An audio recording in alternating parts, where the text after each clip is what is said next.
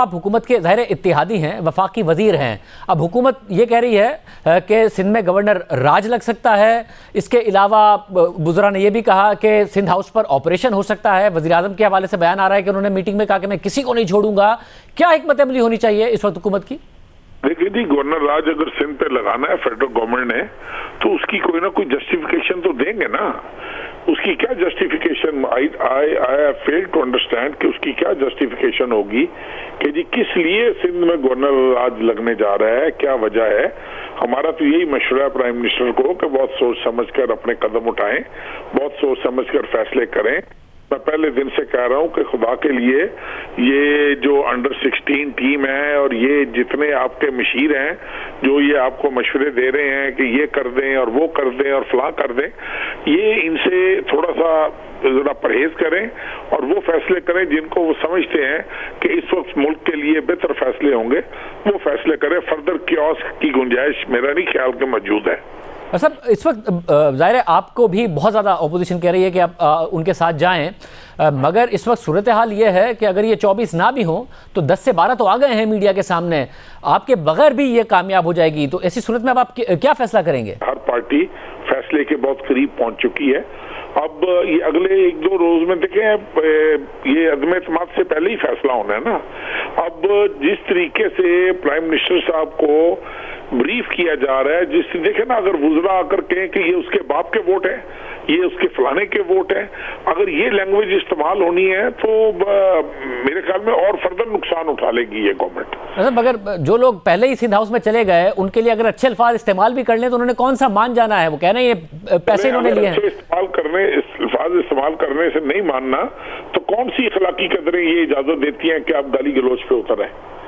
یہ تو دیکھیں نا ایک بے تکی بات ہے نا کہ اگر اچھے الفاظ استعمال کرنے سے انہوں نے واپس نہیں آنا تو گالی گلوچ سے اگر ان کی کوئی پرائم منسٹر کی یا موجودہ حکومت کی کوئی بہتری ہو سکتی ہے تو وہ ضرور کریں.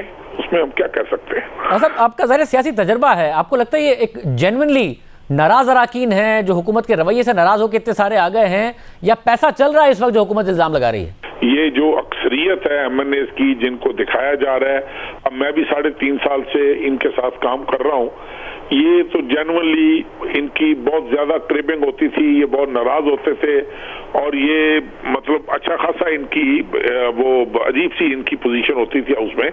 اب یہ دیکھیے، اب یہ کہنا کہ جی پیسہ، اگر کسی کے پاس کوئی ثبوت ہے پیسے کا، اگر کسی کے پاس کوئی ثبوت ہے کہ جی فلاں ممبر جو ہے اس کو یرغمال کیا گیا تو فوری طور پہ FIR کٹوائیں. اب وہ ممبران پھر رہے ہیں.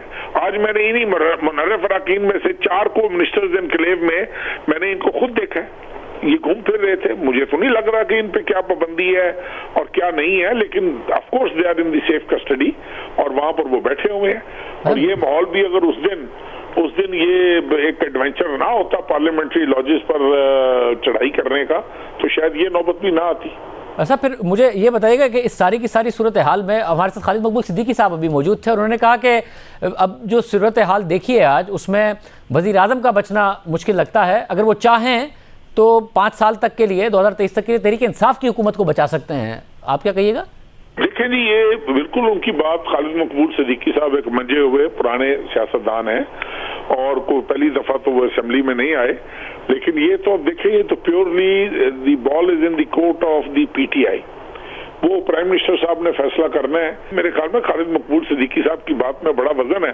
اگر پرائم منسٹر صاحب یہ سمجھتے ہیں کہ ان کے خلاف عدم اعتماد نے کامیاب ہونا ہے تو آخری حد تک ایڈونچرزم کرنے کی بجائے وہ PTI کے کسی ایسے آدمی کو آگے لانے کی کوشش کریں جو الٹیمیٹلی کنسنسس کینڈیڈیٹ بن سکتا ہو.